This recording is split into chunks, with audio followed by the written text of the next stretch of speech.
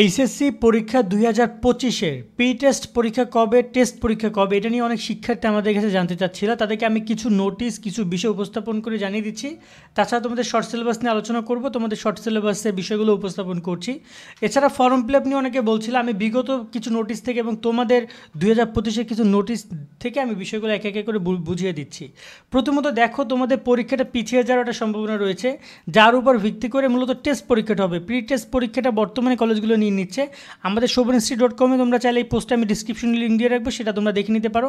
সেখানে আমরা pre test নিয়ে পরীক্ষার কথা বলেছি। এখন বর্তমানে কোনো কোনো জায়গায় এই চলতি সেপ্টেম্বরে প্রি টেস্ট পরীক্ষা নিচ্ছে, কোনো কোনো জায়গায় অক্টোবরে নিয়ে নিবে, অর্থাৎ অক্টোবর মাসের মধ্যে প্রি টেস্ট পরীক্ষা শেষ করার পরিকল্পনা কলেজগুলোর।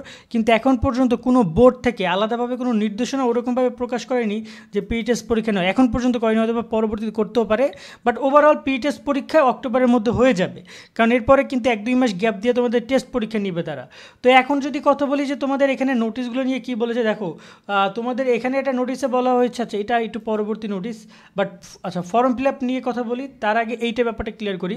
তোমাদের পরীক্ষার নিয়মকানুন প্রসঙ্গে তোমাদের জন্য শর্ট সিলেবাস প্রকাশ করা হয়েছিল অনেক আগে, তোমরা জানো এটা কিন্তু অনেক আগের নোটিশ, এই বছর একদম শুরুতে, যেখানে তোমাদের শর্ট সিলেবাস দিয়েছে এবং বলেছে যে তোমাদের পরীক্ষা হবে শর্ট সিলেবাস অনুযায়ী পূর্ণ নম্বরে পূর্ণ সময় অনুষ্ঠিত হবে এবং সকল বিষয়ে পরীক্ষা অনুষ্ঠিত হবে। তোমাদের শর্ট সিলেবাস হচ্ছে এইটা।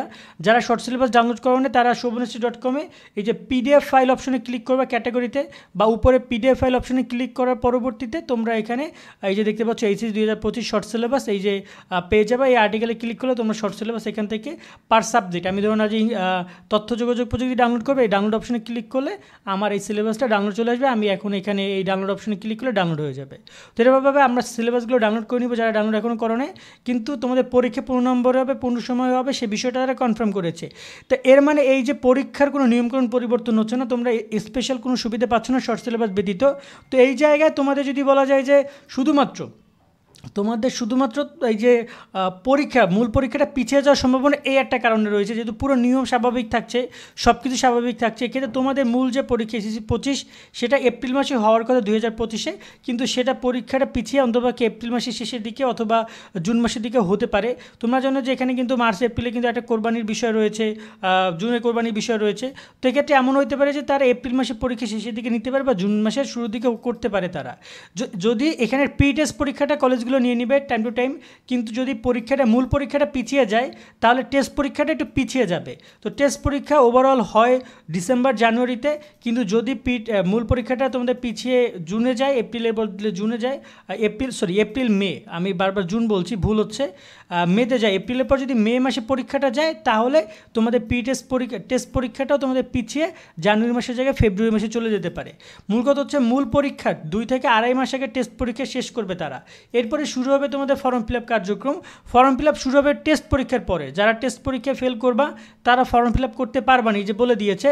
যারা নির্বাচনী পরীক্ষা উত্তীর্ণ হবে তাদের ফর্ম ফিল আপ করতে পারবা, যারা ফেল করবা তারা কিন্তু পারবে না টেস্ট পরীক্ষায়।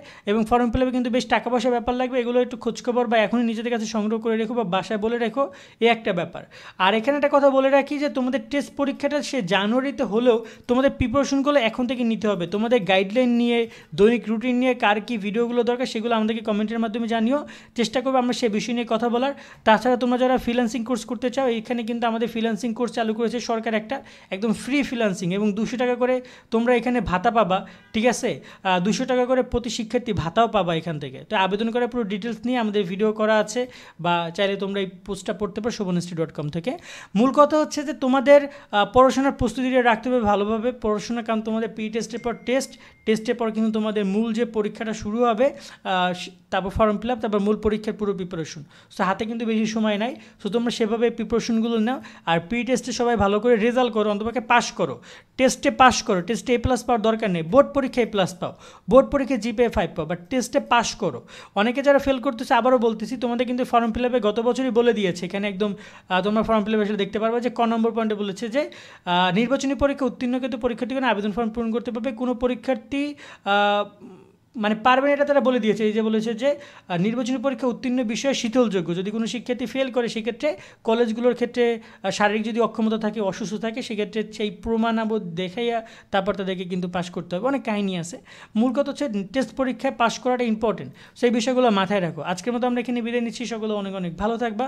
নতুন কোনো আপডেট আসলে জানাবো, সাবস্ক্রাইব করে আমাদের সাথে যুক্ত থাকো। আল্লাহ হাফেজ।